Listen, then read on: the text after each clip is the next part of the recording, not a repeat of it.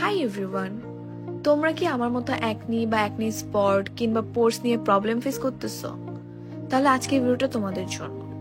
আজকের ভিডিওতে আমি যে প্রোডাক্টগুলো দেখাবো সেগুলো আমি আমার অ্যাকনি কিংবা অ্যাকনি স্পট এবং পোর্স মিনিমাইজের জন্য ইউজ করে থাকি। আই থিঙ্ক আমার মতো এই প্রবলেমে অনেক মেয়েরাই পড়ো, সো তাই ভাবলাম তোমাদের সাথে আমি শেয়ার করি কোন প্রোডাক্ট ইউজ করার মাধ্যমে তোমরা এই প্রবলেমগুলো সলভ করতে পারবে।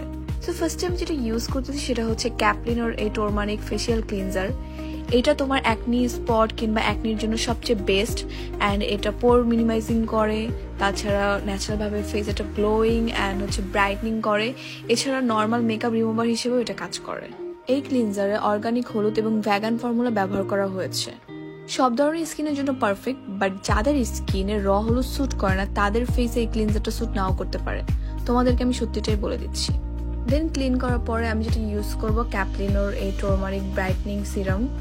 এই সিরামটাও তোমার পোর মিনিমাইজিং করতে, তারপর অ্যাকনি রিমুভ করতে অ্যান্ড ন্যাচারালভাবে ব্রাইট করতে হেল্প করে। অ্যান্ড আরেকটা কথা, ভালো রেজাল্ট পাওয়ার জন্য কিন্তু প্রোডাক্টগুলো নিয়মিত ইউজ করতে হবে, তা নাহলে তোমরা কিছুই বুঝতে পারবে না।